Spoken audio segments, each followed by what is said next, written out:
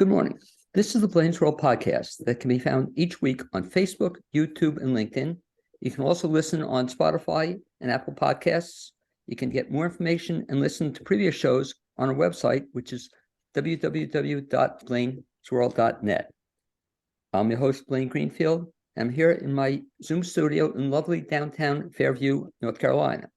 Each week, we focus on positive news and information about people and organizations in both Western North Carolina and throughout the country. And toward that end, it's my pleasure to introduce my two guests from one of my favorite organizations, Asheville SCORE. And they are Michael Truffa and Tom Mock. And guys, you can wave to all your fans and friends who might be watching this.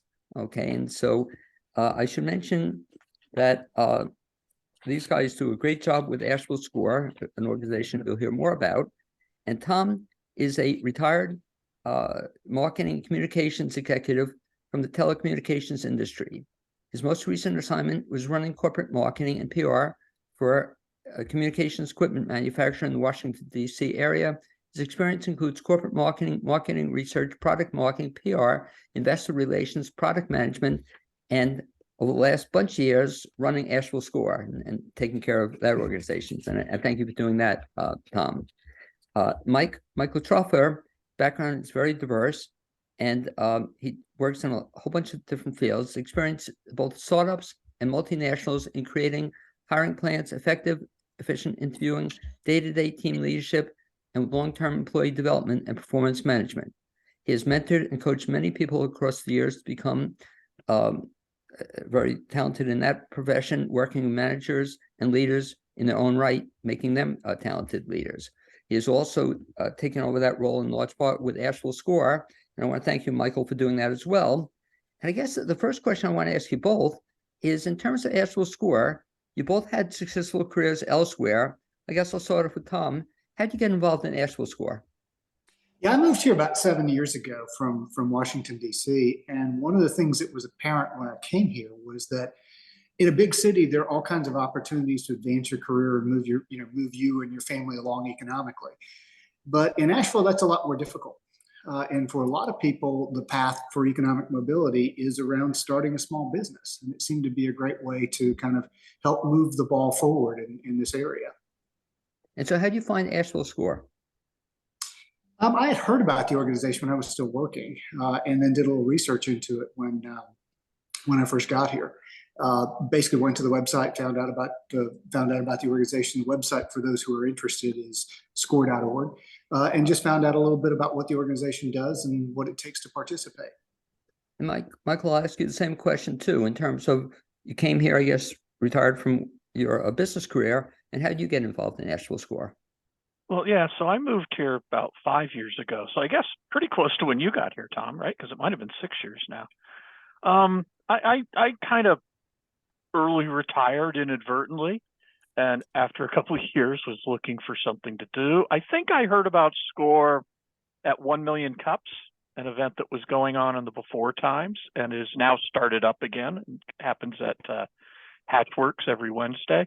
So I think I met one of the other mentors, Mike Wren, at Million Cups, and heard about SCORE. And as you mentioned, I've worked a lot of different areas, and a lot of different roles, and SCORE was a chance to exercise all those strengths, right? That type of diversity of experience is valuable when you're helping a small business owner because they have to do everything. And one of the things I think you saw, Michael, as an example, and Tom pointed out as well, is that if you come to SCORE and you show up, you're very soon going to get involved in it, whether you like it or not, but just kind of you gravitate toward it. Because again, Tom being a great example and you being a great example too, Michael, you weren't in it very long before all of a sudden you became involved in a leadership role. I think, Michael, you being a good example, all of a sudden you're running the whole seminar program within, shortly thereafter. That's kind of cool. Tom's the guilty party there. Okay. Yeah, he tapped me pretty early for that. Okay, but really quickly. And Tom, the same thing too. It used to be to get active in SCORE, you'd be involved for a lot of years, and to get a leadership role, it'd be several years before you came to a leadership role. And I think I blinked and you were already, in a leadership role with SCORE. And it's hard. Yeah. One thing I think that happens with people in leadership roles is after you've been in that role for a while, you realize you've kind of done the things that you can do for the organization, and you start looking for somebody who's got a different set of experiences. So one of the reasons that Elizabeth Pugh, who was my predecessor here, I think tapped me was because we came from vastly different backgrounds, and I had different skills I could bring into the role. And with your role too, I mean, and we thank you for doing this, but usually most people move on after a short period of time. You've been, I guess, in charge of Asheville Score for how many years? Coming up on 6 years. Okay, 6 years.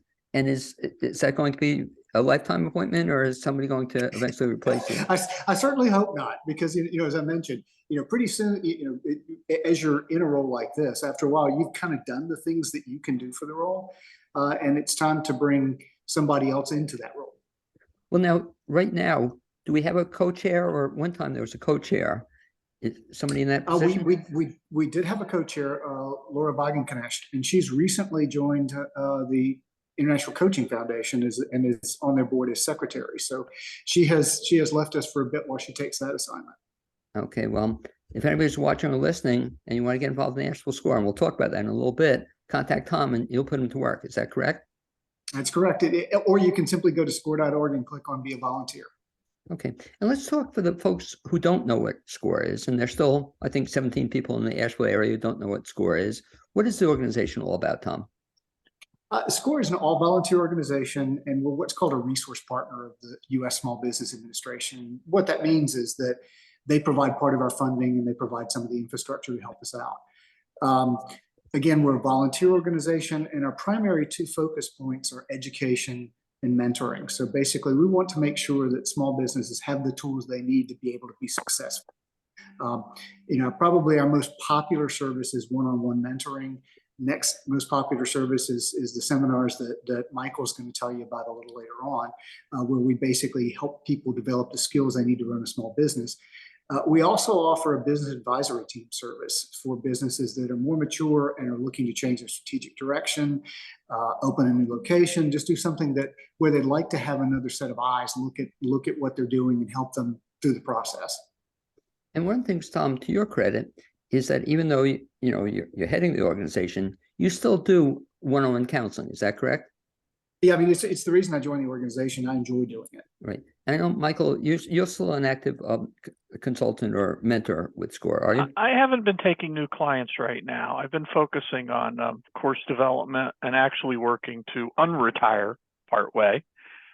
So I haven't been taking new clients, but I still do talk to existing clients and you know, as part of my outreach, because I'm at a number of public events, of course, I promote SCORE with, you know, people that might want a mentor.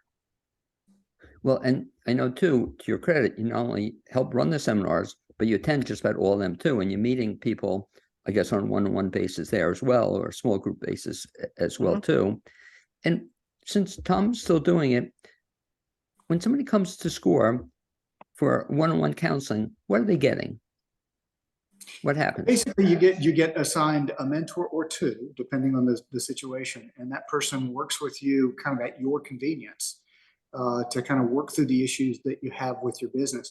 One of the things we do find is that most of the people who come to us will describe a problem that they need help with, and that problem is actually a symptom of a different problem. So we spend a good bit of time working with the clients to make sure we understand what they really need and get a good feel for their business, so we can kind of point them in the right direction. Our role as mentors, and we choose the word mentor very consciously, is we're here to help you understand how to do what you need to do. We're not there to do the work for you, because when your relationship with SCORE ends, you need to be able to do the things that we showed you how to do. So what we're really here to do is to teach you and guide you in the right direction. Does it ever happen you work with a client or several clients and they decide that maybe they shouldn't be in business, or they decide that this is not for them? Does that ever happen?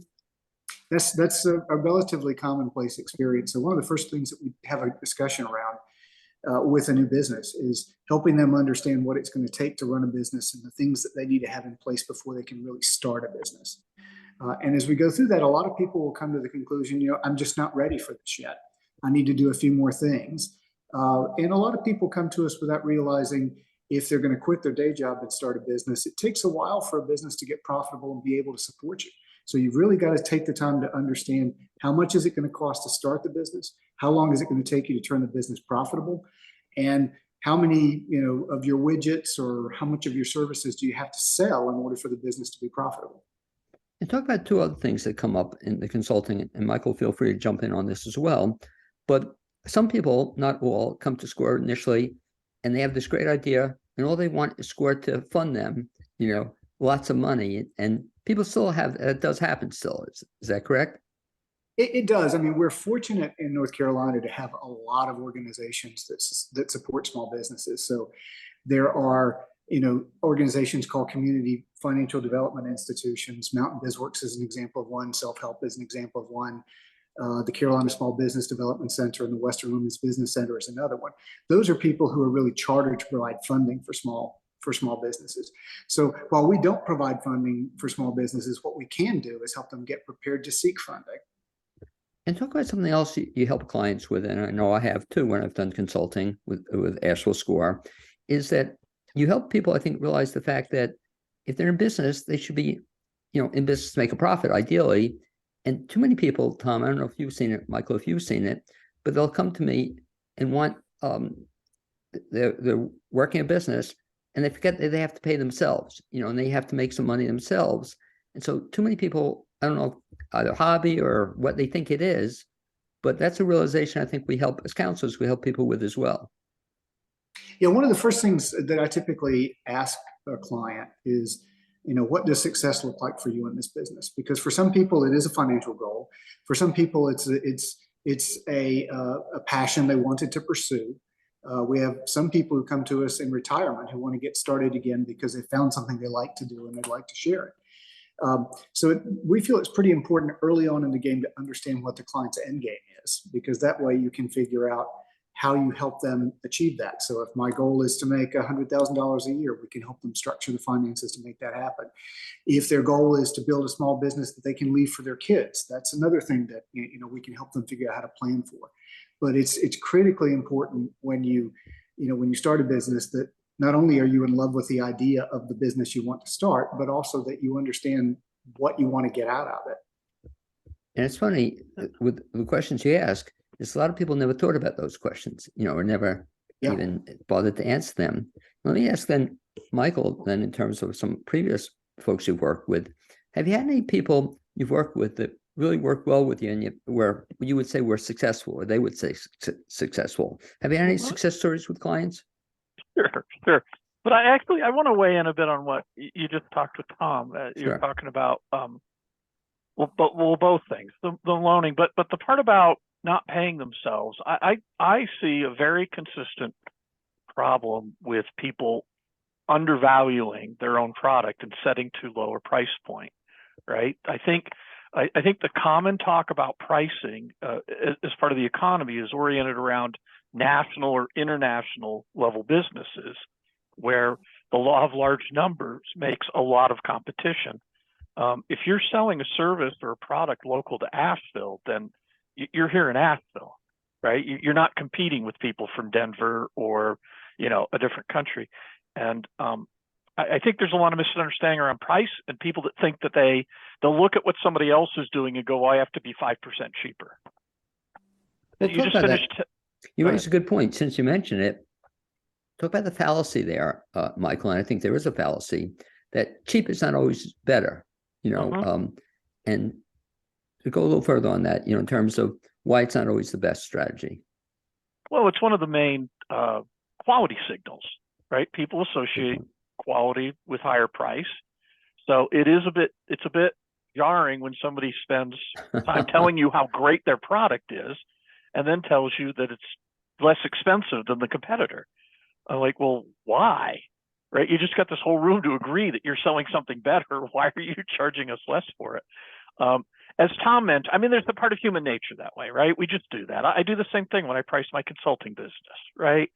Tom, you've talked before that your main competition is often not another product. It's not buying anything at all, right?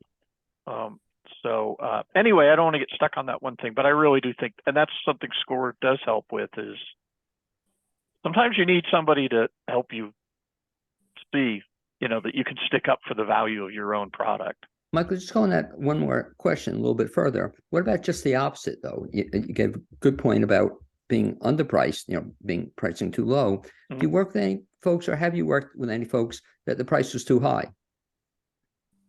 The most common time I run into too high is when people are thinking of selling their business or raising equity.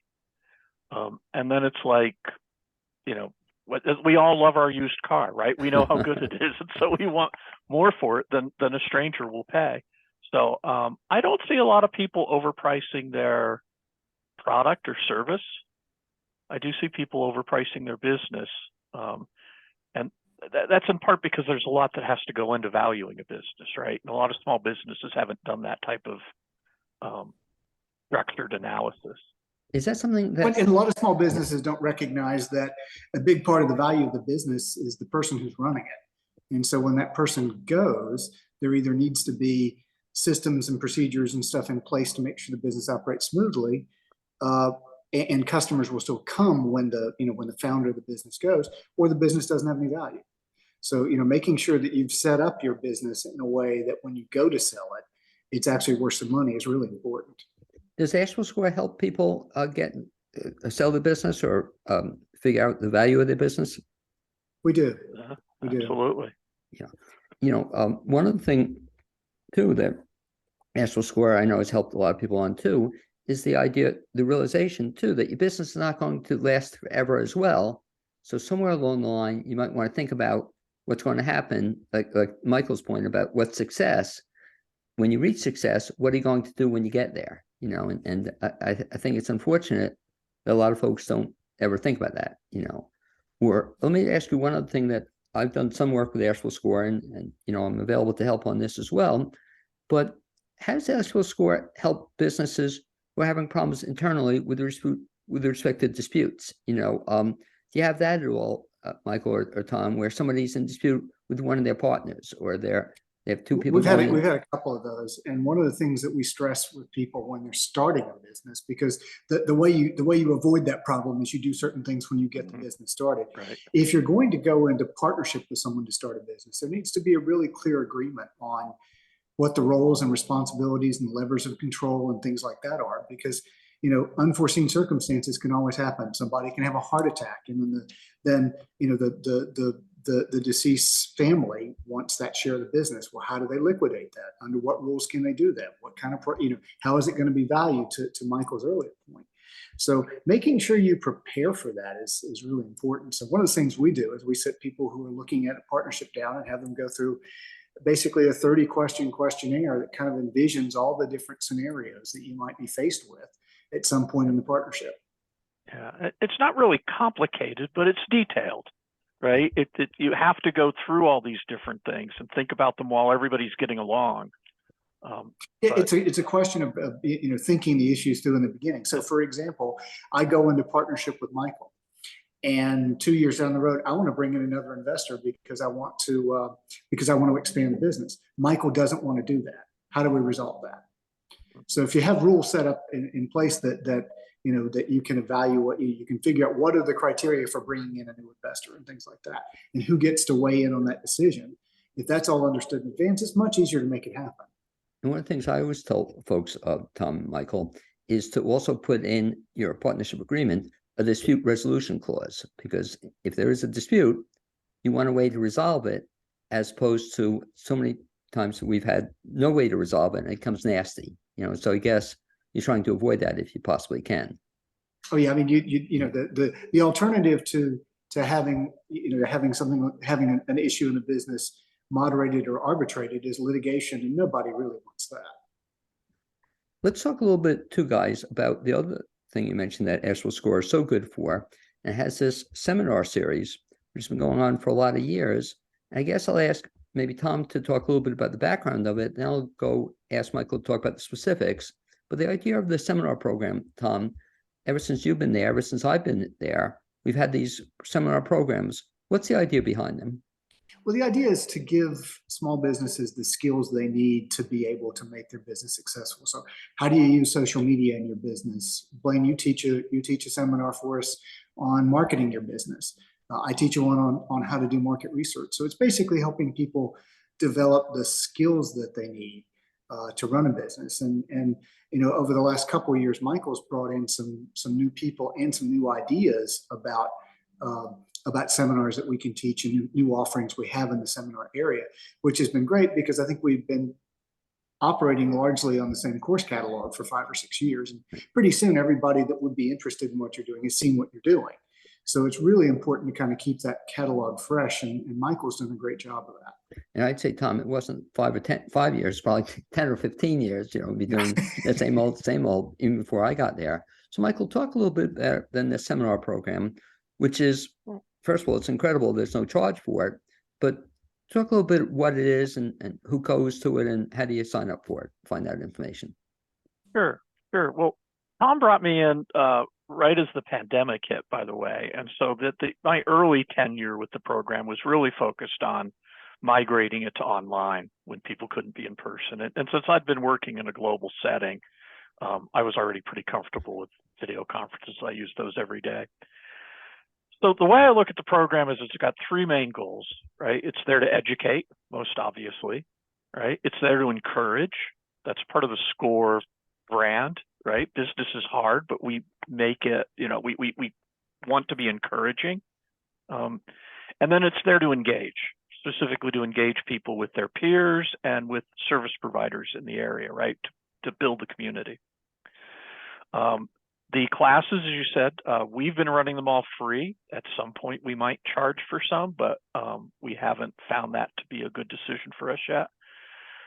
They're mostly back in person, which means they're mostly at the AV Tech Inca campus out on the west end of Asheville. Nice spot, easy parking, close to the freeway, and free. Something we might, I don't want to distract into it right now, but something we might talk about that we're looking into is what kind of times and formats are working for people now in the post-pandemic era, right? Historically, we've done 9 to noon on Saturdays as our primary time. And that way people get the class and then they still have their Saturday, right? I'm not so sure how many people want to be out of their house at 9 after a few years of not being able to leave the house. I think people kind of got fond of that Saturday stay in thing, but we'll see. As Tom mentioned, we've developed a couple new classes. Tom and I worked with one of our other mentors, Eliza Burr, on how to start a small business, which is a 3-hour whirlwind tour of the things you need to think about. So it's really an intro, right? There's no way you can learn all that you need to learn in 3 hours. This Saturday, we're running one of our new classes that I co-developed with another mentor, Angel Marino, on fundamental of sales, right? Along with pricing, sales is so misunderstood, right? If you ask professional salespeople what makes sales work, they'll talk about relationships and honesty, right? Modern, successful salespeople. But if you ask somebody off the street, they'll say money or smooth talking. And if you're going to be a small business owner, you need to do some sales of yourself, right? And for yourself. So that's a class to help people understand that sales is something they can do and that they can enjoy doing. But just if I can jump in on that one, and I think it's such a great course to offer, because I get a lot of people too, you ask them and they say they hate selling, or they don't want to sell or whatever. And your point is so on target that if you want your business to succeed, you're going to have to do some selling. And hopefully you'll get to even like it as opposed to it being a negative thing. So I think that's great. I mean, I laughed. I don't even know if once you see sales is about telling people how, what great things you're doing and understanding what they're like and whether they need your product, right? Ethical sales isn't conning people into buying your product. It's listening to people and seeing if there's a fit. I don't know how you can hate sales if you love your product, if you understand sales.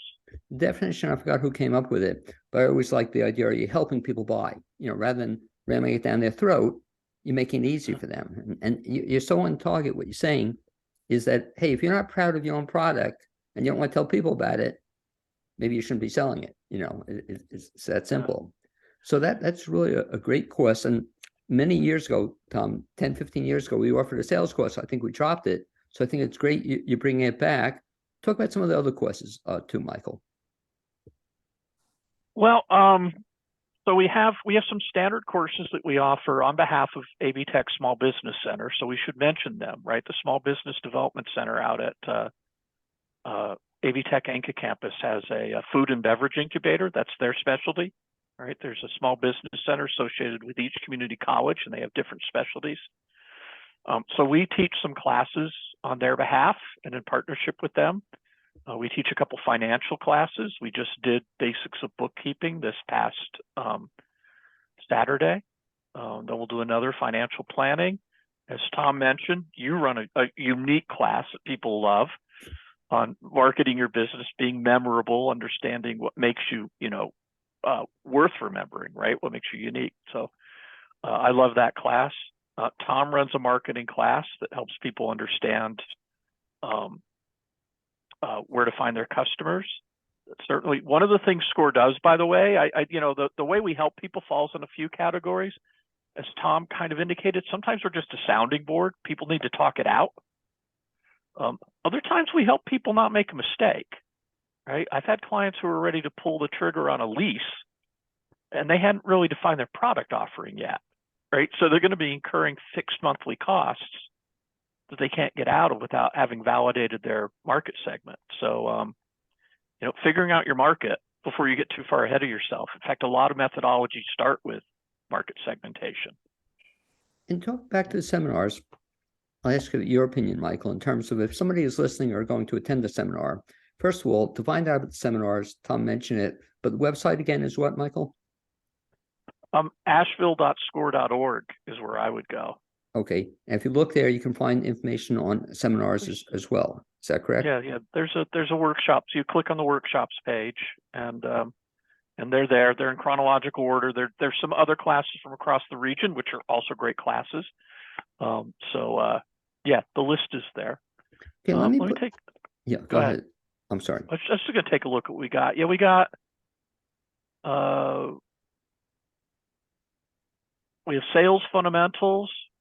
Then there's a couple online classes midweek. Eliza Burr is teaching some unique classes, how to start a pet care business on March 8th. Later in April, she's teaching a unique class, the day job side hustle juggle.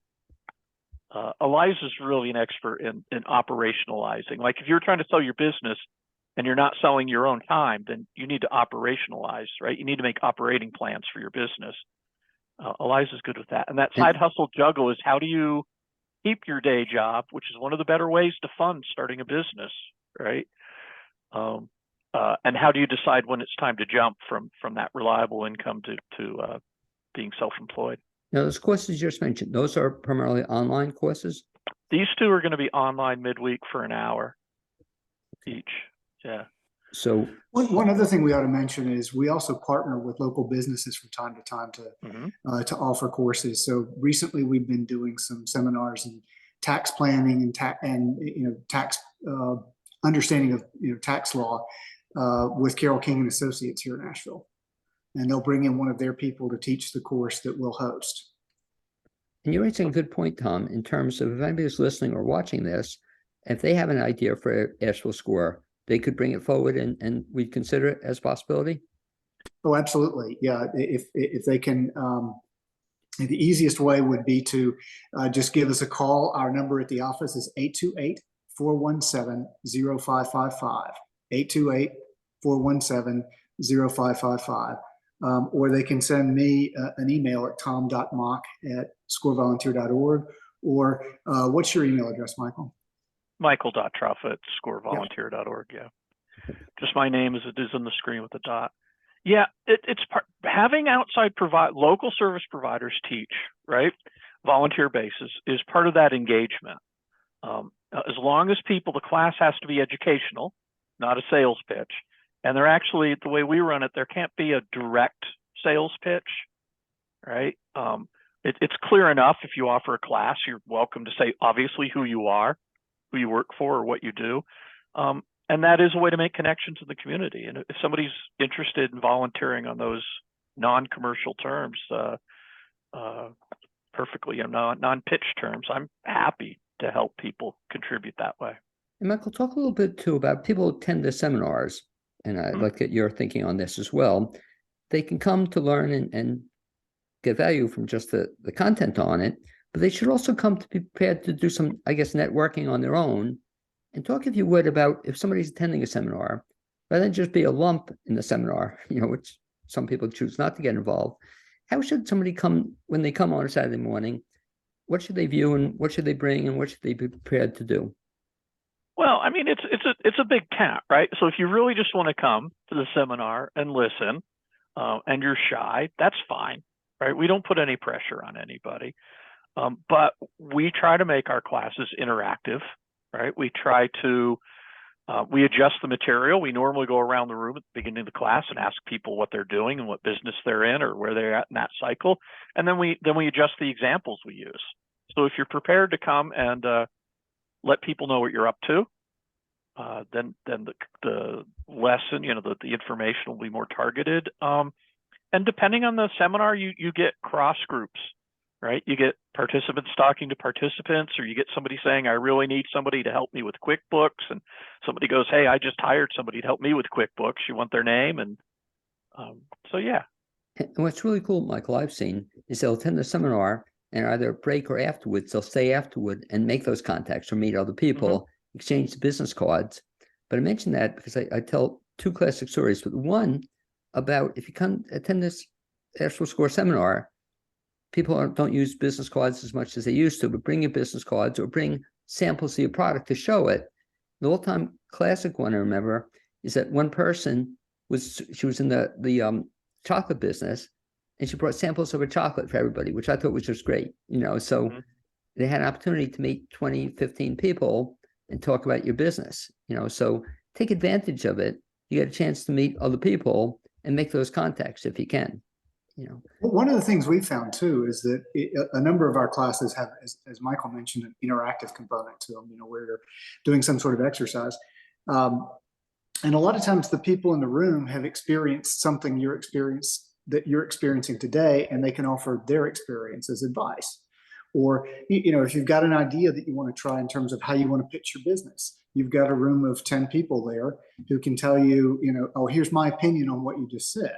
So, it's a good way just to kind of gather more input and feedback about what you're doing.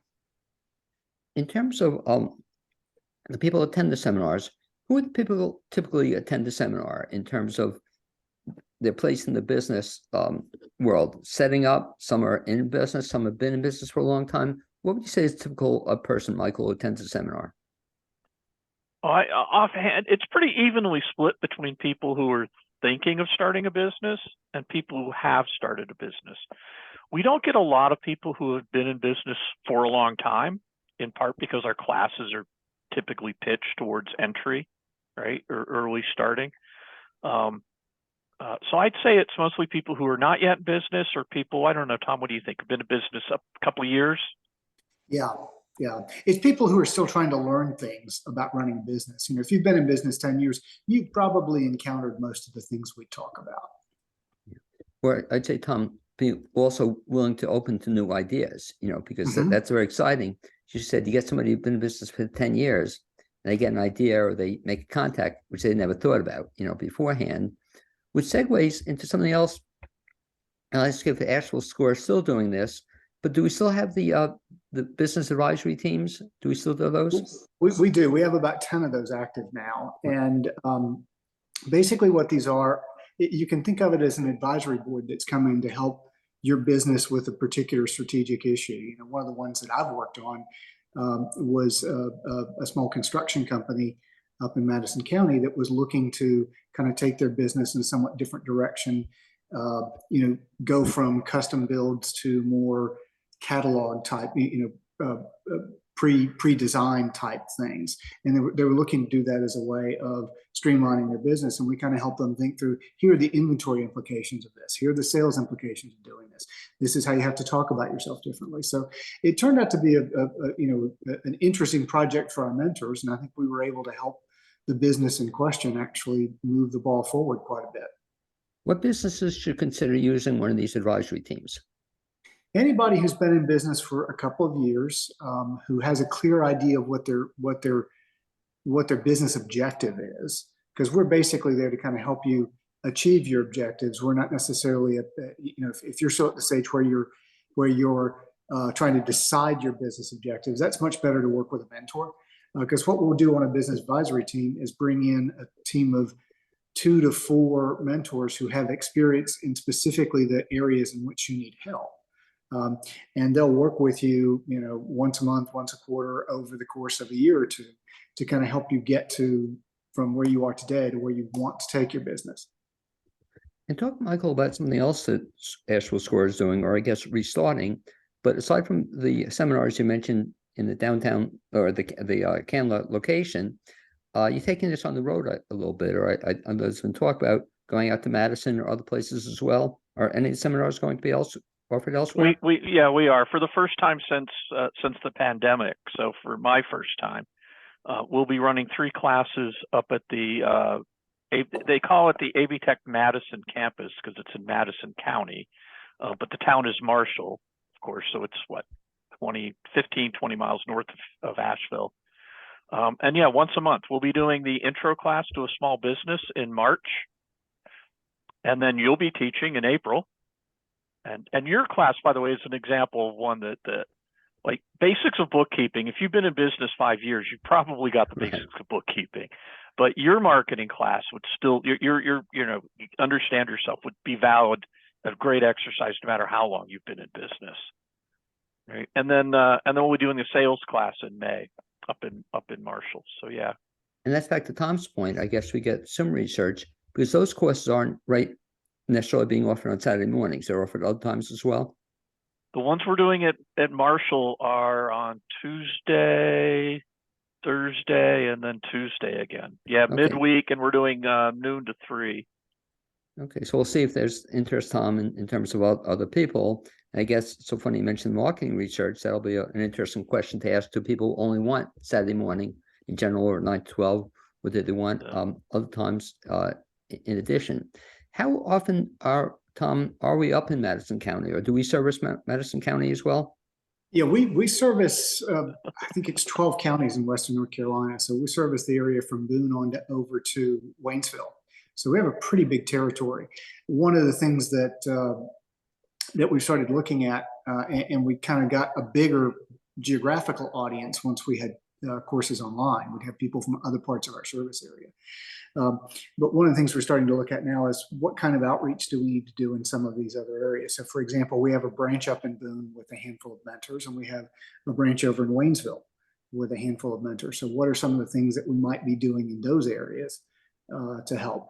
The tough thing there is those areas are a good bit less populated. So you have to be pretty careful that you're putting a class out there that's going to be able to draw enough people to make it worthwhile. But in terms of somebody calling in for getting help or assistance, we do have people who service those areas as well. Oh, we do, yeah.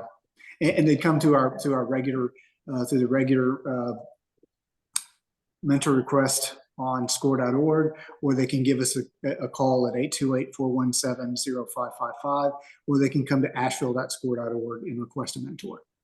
Moving forward with Asheville Score, I don't know if you've given a lot of thought to it, but moving forward, I'll ask both of you in terms of where do you see the next 3 to 5 years, for example, Asheville Score going? Do you see any new areas?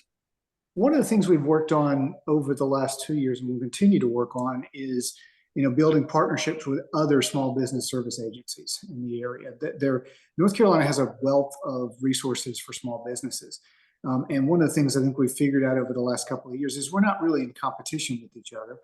We do a lot of cross referrals between ourselves and other agencies. And typically when we have people come in, we encourage them to go seek out help from other agencies. Just because they're working with one of us doesn't mean they can't work with all of us. And most of the services that you can get out there are free. Some of them are quite specialized. So for example, if we have people who have import-export issues, we'll send them over to SBTDC.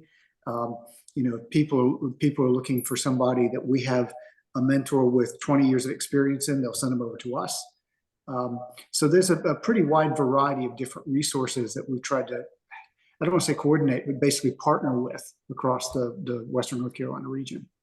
And I think one of the great things about the region, as you said, is that even though there are these different organizations, they all seem to work well together, somehow. It's really cool. Especially, I think the best example, if you want to mention our relationship where we have the seminars with the relationship with the Small Business Center at AB Tech.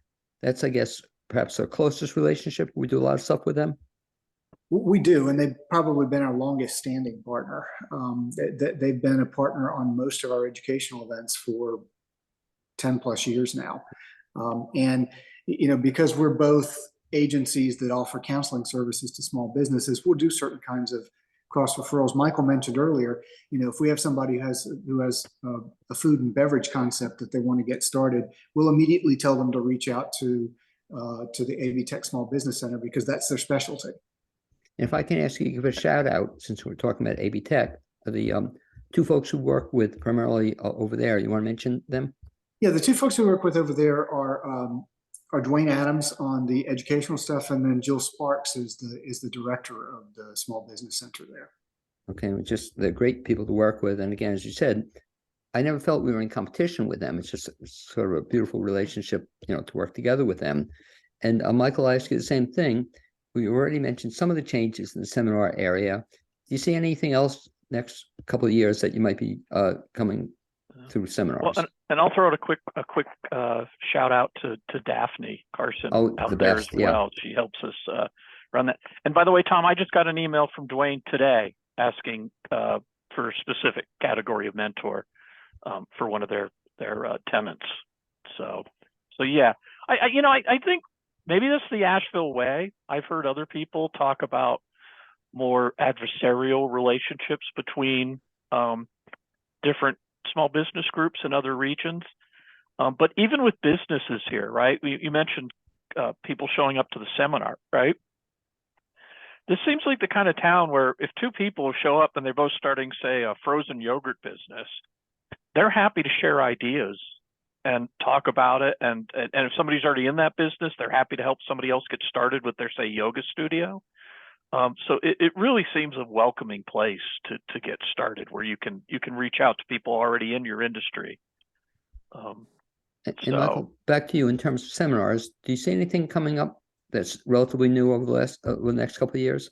Well, we're going to keep experimenting with formats. As Tom mentioned, we're looking to teach more places. We've had we're in early talks with some chambers of commerce that would like to have some things in their town. We're looking at things like maybe micro learning, smaller nuggets of learning.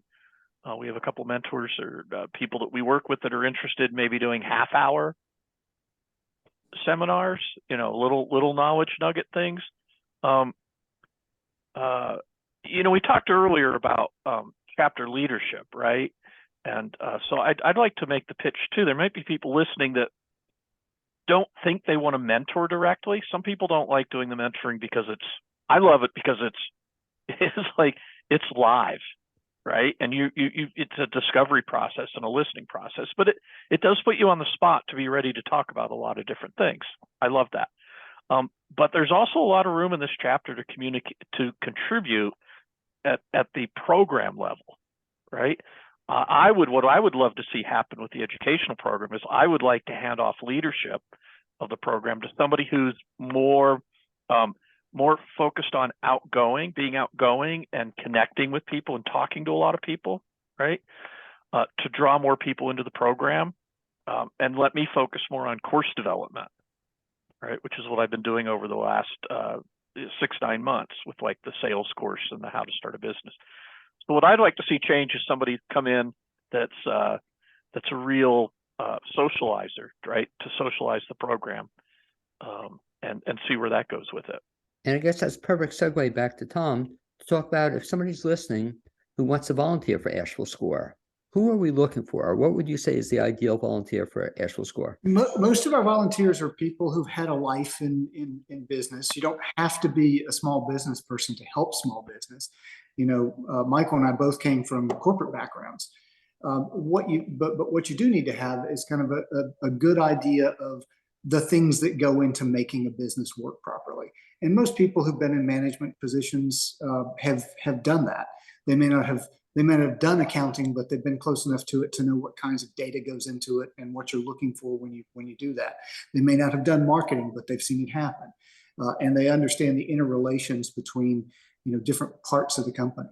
So typically, we're looking for people who've got kind of 15 plus years of career experience, because one of our trademarks is when you talk to a SCORE mentor, you're talking to somebody who's an expert in their field, who's able to give about 10 or so hours a month to be able to help other people, and then just an interest in helping small business and doing economic community development in the economic space.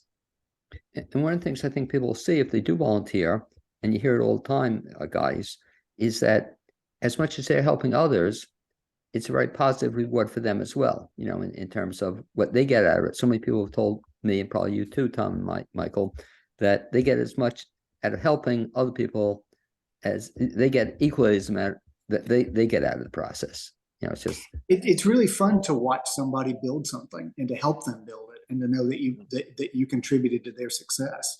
So it can be a very rewarding thing. Also, if you're new to the area, it's a great way to meet people and understand the resources that are available in this area. Shout out, if you would, to put you on the spot, one success story you've worked with. Doesn't even have to be you or Michael, but Asheville SCORE. One we just talked about recently at our last chapter meeting, and I won't go into specifics because of confidentiality issues, but it was a company whose owner had passed away, and they had a number of employees, and the employees wanted to try to buy the business back from the former owner's family. And basically, we were able to work with them to figure out how to structure a deal where everybody won, where the family got the money they wanted, where the employees were able to didn't have to put up so much capital that it destroyed the business. So they basically worked out a nice plan that over time the employees could buy the business from the family. And so the business is still going on? Business is still going on. Great story. Yeah. Michael, same thing. Do you have one comes to mind? Well, actually, maybe it's because of the Tom example, but Tom and I actually helped a local business that had got caught up in a partnership that had kind of went stale and had the potential to go bad, right? To change the business structure. And, sometimes you need a sounding board to talk things through, keep calm, carry on, avoid some of the pitfalls. And again, we're mentors. The clients are the ones doing the hard work, right? When they succeed, they succeeded. And so these clients handled the restructuring of the business and now own it, without the extraneous partner who was no longer involved. I've had other people that were trying to get their product off the line. They had one product line and they had every trouble positioning the other product. And that was another pricing discussion, right? They were anchoring off of a low price when most of their customers were coming here from high cost areas, right? As a lot of people move to Asheville, if you leave Washington, D.C. or San Francisco or New York for Asheville, you're used to pretty high prices, right? So when you're going to reference point, you're going to anchor your price. Local low prices may not be the best anchoring point. And one last time, Tom, back to you. If folks want to get more information about Asheville SCORE, either to become a volunteer or to come some of the courses, ask questions, make suggestions, best bet is to do what? Best thing is to go to asheville.score.org. You can see who our mentors are. You can see what's going on in our chapter. You can see what courses we're offering. And you can also find out a little bit about the National SCORE organization as well. If you'd rather reach out by telephone, again, the number is 828-417-0555. And how about coming to a meeting? How often do you meet, and who attends those? We typically meet about once a month with our membership. And we'll at those meetings, we'll typically talk about what's going on in the chapter. We may look at a success story from one of our clients. We may bring in one of the other service agencies to tell us a bit about what they do and how we can refer people over there. We ask that if you're interested in attending a meeting, that you reach out to us prior to that and just let us know that you'd like to attend, and we can talk to you a little bit about what it means to be a volunteer at SCORE. Okay. And Michael, last question. Back to the seminars. So if they go to the website, where do they find the seminar information? under the worksheet, workshops tab. If you go to the home page, up in a ribbon bar towards the top of the screen will be a few links that you can click, and one of them will say workshops. Okay. And to your credit, you'll find not only the workshop, but you'll find that information about what's going to take place in the workshop. Also, I guess the presenters are there as well. We do, yeah. We list who the presenters are, because they're also advertised or promoted through, through mailings. AB Tech promotes them. We put them in some local papers and radio ads. But yeah, our information, we include the instructor. I'd like to thank you, Michael Truffa, and Tom Mock for being my guest on this BLAINESWORLD podcast. Look forward to seeing you hopefully in the near future. Thank you for reminding me, Michael. I'll be doing a couple of seminars for you. That's right. Also, thanks for all you do. I'd also like to thank my producer, Cappy Tassetti. And I don't know if we'll be able to talk after this is over, but thanks, guys, for being my guest, and we'll see you soon. Great. Pleasure, Blaine. Okay. Thanks, be well. Blaine.